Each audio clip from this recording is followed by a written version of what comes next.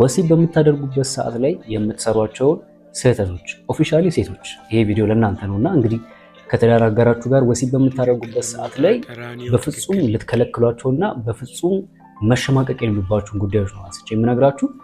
እኔ ይሄንን ጉዳይ ለባለትዳሮች ነው። አሁንም በደንብ አድርጋችሁ አረጋግጡልኝ። በትዳር ውስጥ ላላችሁ ለባለትዳሮች ግን በወሲብ ግንኙነታችሁ ላይ ደስተኛ ላልሆናችሁ ደስተኛ የምትሆኑበትን መንገድ እያመቻችሁ ነው የምገኘው። እስቲ ቀጥታ ወደ ሀሳባችን እናልፋለን። እንግዲህ የመጀመሪያው ሴቶች በወሲብ ወቅት የምትሰሩ ስህተት ምንድነው? ድምፅን ማፈን ይባላል። ድምፅን ማፈን ስንል ምን ማለታችን ነው? እንግዲህ ድምፅን ማፈን ስንል ጎረቤት ወይም ልጆች ይሰማል ብሎ ደስታን መደበቅ ወይም ደግሞ ድምፅን ማፈን ግንኙነቱን ሰው ሰራሽና ግራ የተጋባ እንዲሆን ያደርገዋል ይላል። ይሄ እኔ አላቅም ብዙ ሰዎች ጋር ተመልክቼዋለሁ። ለምንድን ነው ድምፃችሁ የምታፍኑ ሴቶች? ወሲብ ግንኙነት ላይ ባላችሁበት ሰዓት ላይ ለምንድን ነው ልቅቅ ማትሉት?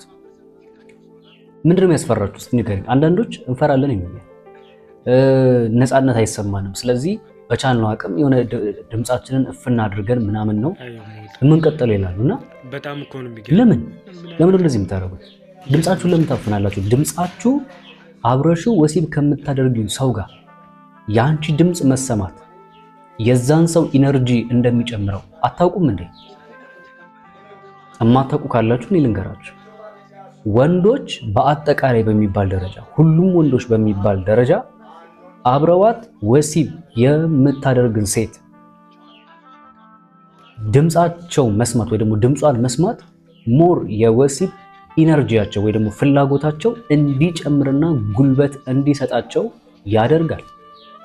ስለዚህ በእርግጥ ያው ልጆች ካሉ እንግዲህ ምን ማድረግ ይቻላል? አንዳንድ ጊዜ የኛ የኢትዮጵያኖች ኑሮ እኮ ትንሽ ከዱዳፍ የሆነ ሁኔታ ላይ ሆነና አንድ ክፍል ውስጥ ነው አብዛኞቻችን የምንኖረውና ይገባኛል። ግን በቻላችሁት አቅም እንደው ሰራ አድርጋችሁ የሆነች አንድ ክፍል ለልጆች ለየት አድርጋችሁ እናንተ ለግላችሁ ኢንጆይ የምታደርጉበትን የሆነ አትሞስፌር መፍጠር መቻል አለባችሁ በቻላችሁት አቅም። አንዳንዶች ደግሞ ያው ጎረቤት እንረብሻለን ምናምን የምትሉ ልትኖሩ ትችላላችሁ። ነገር ግን በራችሁና መስኮታችሁን ከዘጋችሁ እኮ ምንም ይሄን ያህል ድምፁ ኦፊሻል የሚሰማበት ሁኔታ ላይ አይደለም ያላችሁት። እና ብቻ ግን ምንድነው መፍትሄው? ድምፃችሁን አሁን ማፈን ልበል ለሚለው መፍትሄው ምንድነው? ስሜትን በድምፅ መግለጽ። ለምን ከተባለ ጩኸትሽና ሲቃሽ ለባልሽ የሚሰጠው የእርካታ ማረጋገጫ ነው። ድምፅሽን ስትለቂው ሰውነትሽም አብሮ ነፃ ይወጣል ይላል ጽሁፉ እንግዲህ። ስለዚህ በአጭር ቋንቋ እያልኳቸው ያሉት ምንድነው? ሴቶች እርግጠኛ ነኝ የምነግራችሁ እናንተ ወሲብ እያረጋችሁ ባላችሁበት ሰዓት